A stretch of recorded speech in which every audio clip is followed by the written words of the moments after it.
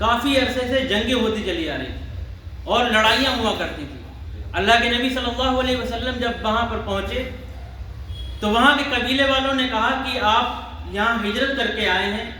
ہم آپ کو اپنا بڑا اور سردار اور امیر مانتے ہیں، اور آپ جو فیصلہ کریں گے ہم اس کو مانیں گے۔ تو اللہ کے نبی صلی اللہ علیہ وسلم مدینے کے امیر بن گئے۔ اس کے بعد میں کیا ہوا کہ منافقین جو تھے،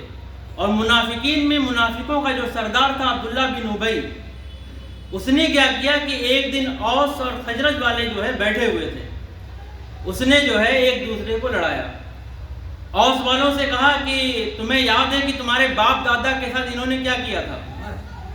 اور ان سے کہا کہ تمہیں یاد ہے کہ اوس والوں نے تمہارے باپ دادا کے ساتھ کیا کیا تھا، اور انہوں نے تمہیں کتنی تکلیفیں دی تھیں۔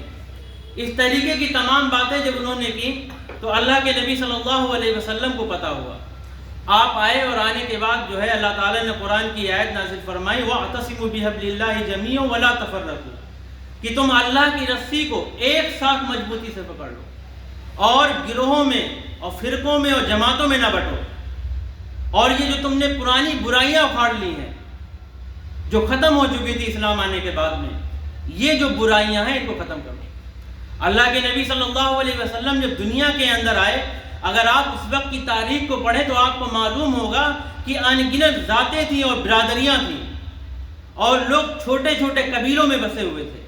اسلام جب آیا تو اس نے قبائلی سسٹم کو ختم کیا، اسلام جب آیا تو اس نے برادری بات کو ختم کیا، اسلام جب آیا تو اس نے ذات کو ختم کیا،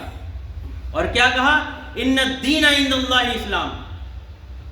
آج سے جو ہے تمہارا دین اسلام ہے، تمہارا دھرم، تمہارا مذہب، تمہاری ذات، تمہاری پہچان اسلام سے ہوگی، اور تم نے جو کلمہ پڑھا ہے لا الہ الا اللہ محمد رسول اللہ، یہ تمہاری پہچان ہے، اور تمہاری دعوت صرف ایک دعوت ہوگی، نہ برادری کی بات پر تمہاری دعوت ہوگی، نہ ذات کی بنیاد پر تمہاری دعوت ہوگی،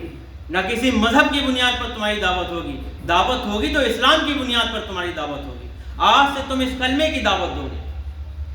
ایک بہت بڑے افسوس کی بات یہ ہے کہ ہم نے جب سنویدھان پڑھا، جب وکالت کر رہے تھے ہم، تو آرٹیکل 25A ہے، وکیل صاحب بیٹھے ہیں، آرٹیکل 25A یہ کہتا ہے کہ آپ اپنے دھرم کی تبلیغ کر سکتے ہیں۔ آرٹیکل 25 یہ کہتا ہے کہ آپ خانقاہیں، آپ مساجد، آپ مکاتب،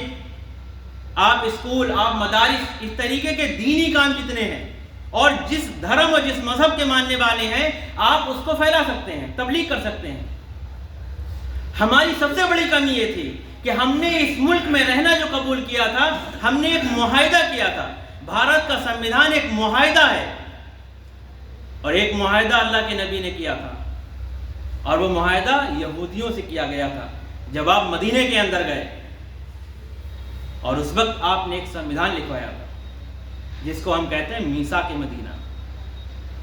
مولانا سجاد نعمانی صاحب کہہ رہے تھے کہ اگر آپ کو میثاق مدینہ پڑھنا ہے تو ڈاکٹر حمید اللہ صاحب کا پڑھیے، سب سے بہترین، اور ان میں دفعات لکھی ہیں، ہمارے یہاں آرٹیکل ہے سنویدھان میں، اور اس میثاق مدینہ میں کیا ہے، دفعات ہیں، کسی میں 72، کسی میں 46 الگ الگ روایت ہیں کہ یہ معاہدات ہوئے تھے اللہ کے نبی کے ساتھ یہودیوں کے، اور ہم جب اس ملک کے اندر آئے تو ہمارے بھی معاہدے ہوئے تھے، اور سنویدھان ایک معاہدہ ہے جو مولانا ابوالکلام آزاد نے کیا، جو مولانا حسرت موہانی نے کیا، اور تمام بڑے بڑے علماء کرام۔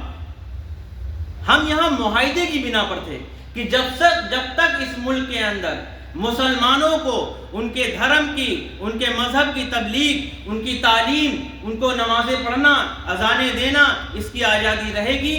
ہم تب تک اس ملک کے اندر جو ہے سکون و اطمینان کے ساتھ رہیں گے۔ آج ہم کہاں جا چکے ہیں اور ہمارا ملک کہاں جا چکا ہے؟ ہم تمام کے تمام لوگ جو ہے اس بنیاد کے بارے کے اندر آئے تھے اور ملک کے اندر رہنے کے لیے آئے تھے کہ ہم جو ہے اس سنویدھان کے تحت رہیں گے۔ اللہ کے نبی صلی اللہ علیہ وسلم نے جو میثاق مدینہ اور بھارت کا سنویدھان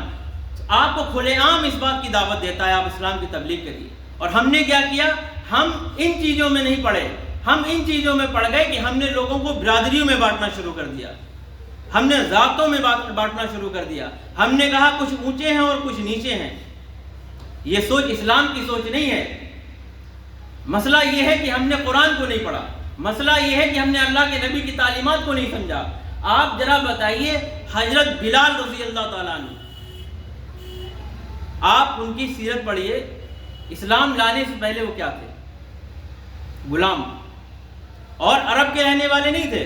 حبشہ کے رہنے والے تھے، جو افریقہ کے اندر ایک ملک ہے ایتھوپیا جس کو کہتے ہیں، اس کو حبشہ کہا کرتے تھے، وہاں کے رہنے والے تھے۔ جب اسلام لائے اور مکہ فتح ہوا، اللہ کے نبی صلی اللہ علیہ وسلم نے کیا کیا؟ ان سے کہا کہ بلال خانہ کعبہ کی چھت پر کھڑے ہو جاؤ۔ آپ ذرا سوچئے اسلام کے بارے میں کہ اس وقت ابو بکر رضی اللہ تعالیٰ عنہ موجود تھے، عمر موجود تھے، عثمان موجود تھے، علی موجود تھے، حسن تھے، حسین رضی اللہ تعالیٰ عنہ موجود تھے، لیکن آپ نے بلال سے کہا۔ اسلام مساوات کی پیغام دیتا ہے، اسلام برابری کا پیغام دیتا ہے۔ آپ نے بلال رضی اللہ تعالیٰ عنہ سے فرمایا کہ جائیے اذان دیجیے۔ آج ہم تمام طریقے کی برادریوں میں بٹے ہوئے ہیں، کوئی چھوٹا ہے، کوئی بڑا ہے۔ ایک واقعہ آپ کو یہ سنانا چاہتے ہیں، خواجہ معین الدین چشتی رحمۃ اللہ علیہ، آپ نے نام سنا ہوگا۔ ان کے بارے میں آتا ہے کہ جب وہ بھارت کے اندر آئے تو انہوں نے سب سے پہلے کیا کیا؟ بھارت کے کلچر کو پڑھا، اور انہوں نے کہا کہ بھارت ایک ایسا ملک ہے جہاں جات پات ہے، جہاں اونچ نیچ ہے۔ تو انہوں نے کیا کیا کہ وہ کسی گاؤں میں جاتے، وہاں کے پردھان سے کہتے کہ بھائی ہم آپ کے گاؤں میں 2 دن 3 دن 5 دن رہنا چاہتے ہیں، ہمیں اجازت دیجیے۔ تو وہ گاؤں کا پردھان ہوتا ہے، وہ کہتا ٹھیک ہے اجازت ہے، آپ کو رہیے۔ تو وہ کھانا کھاتے، اپنی نماز پڑھتے، روزہ رکھتے۔ جب آخری دن ہوتا تو گاؤں والوں کی دعوت کرتے۔ تو کتاب میں لکھا ہے کہ جب ایک گاؤں میں گئے اور اجازت لی، اور جب آخری